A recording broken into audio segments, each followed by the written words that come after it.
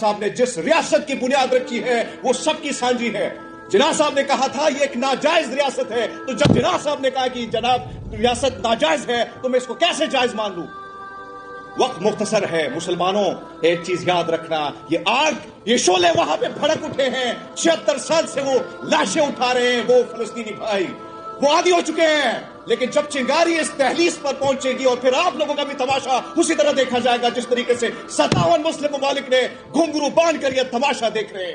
اس بزرگ کی ویڈیو میرے سامنے آتی ہے جو اپنے پوتوں کو لاد میں اتارتے ہوئے کہہ رہا ہے کہ حضرت محمد صاحب سے گلہ کرنا، کہنا کہ آپ کی امت بڑی بے حس ہو چکی ہے، ڈرپوک ہو چکی ہے، اس سے کہنا کہ لوگ تماشا دیکھ رہے تھے اور اسرائیل ہم پر بارود پھینک رہا تھا۔ یہ حالات آپ کے ہو گئے ہیں۔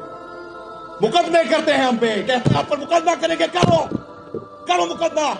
میں تو نہیں ڈرتا، آپ لوگ ڈریں گے، میں تو نہیں ڈرتا، میں تو بولتا رہا ہوں۔ میں تو یہ کل بھی میں نے کہا ہے کہ جب سے یہ لڑائی شروع ہوئی ہے میں اپنے گرو گوبند سنگھ جی کے سامنے جانے کو تیار ہوں، میں کہوں گا کہ میں ظالم کے خلاف کھڑا تھا، مظلوم کے ساتھ کھڑا تھا۔ مسلمانوں آپ لوگوں نے بھی کھڑا ہونا ہے۔ مجھے کسی نے کہا کہ آپ بھی لوگ کرتے ہیں تو آپ امریکہ نہیں جا سکیں گے، آپ کو ڈالر تک رسائی نہیں ہوگی، یورپ نہیں جا سکیں گے۔ میں نے کہا باہر میں جائے سے ڈالر، باہر میں جائے امریکہ کا ویزا، نہیں جاؤں گا، میں ادھر ہی رہوں گا، یہ میری ریاست ہے، میرا ملک ہے۔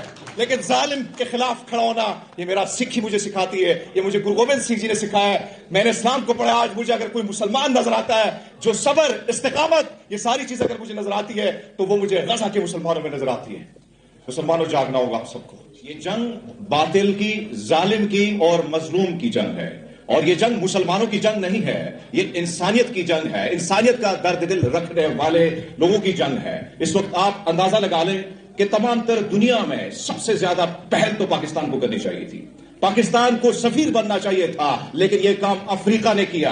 پاکستان میں سب سے زیادہ احتجاج ہونے چاہیے تھے پر انفارچونیٹلی نہیں ہوا۔ سب سے زیادہ احتجاج اس امریکہ میں ہوا جو اس وقت اتحادی ہے، جو اس ناجائز ریاست کا باپ ہے، وہاں پہ سب سے زیادہ احتجاج ہوئے۔ سب سے زیادہ احتجاج ہوئے تو برطانیہ میں ہوئے، نہیں ہوئے تو مسلمان ممالک میں نہیں ہوئے۔ انفارچونیٹلی میں نے یہاں پہ دیکھا، پرسوں ڈی چوک میں پہنچا، وہاں پہ یہاں کی حکومت نے جس طریقے سے ڈنڈے برسائے میری بہنوں پر، ان ماؤں پر، سینیٹر مشتاق پر مقدمات درج کر لیے گئے کہ انہوں نے ریاست کو دھمکی دی ہے۔ پی ایس ایل میں نے دیکھا کہ یہاں پہ فلسطین کا جھنڈا لہرانا گناہ کبیرہ سمجھا جاتا ہے، لیکن یہی فلسطین کا جھنڈا آپ ناروے میں جا کے دیکھیں، آپ کینیڈا میں جا کے دیکھیں، آپ کولکتہ میں جا کے دیکھیں، آپ جا کے کیرلا میں دیکھیں، سب سے زیادہ بڑا احتجاج ان غیر مسلم ممالک میں ہوئے۔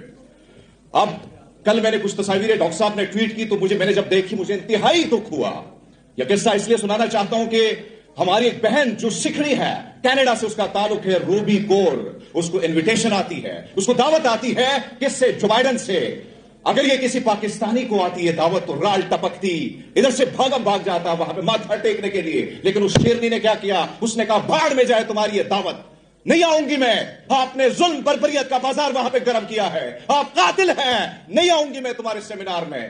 کریڈٹ جانا چاہیے جیسے لوگوں کو جو درد دل رکھتے ہیں۔ آج یہاں پہ جو حالات ہے، ادھر ہم پر کچھ مسلط کیے جاتے، کچھ ایسے نمونے جن کی زبان، جن کو اسکرپٹ دیا جاتا ہے اور وہ کہتے ہیں 2 ریاستی حل، بھاڑ میں جائے تیرا 2 ریاستی حل، تیرے ملک پر، اس ملک پر کوئی قبضہ کر لے اور وہ کہے کہ میرے ساتھ بٹوارہ کرو، کیا آپ لوگ مان لو گے؟ نہیں مانیں گے، ہم نہیں مانیں گے۔ میں تو اس شخص کو مانتا ہوں، اس کے نظریات پر کاربند ہوں جس کے قول فعل پر میرے پردادوں نے، میرے ابا و اجداد نے یقین کیا۔ میرے پاس آپشن تھا ہندوستان جانے کا پر نہیں گئے کیونکہ ہمیں یقین تھا جناب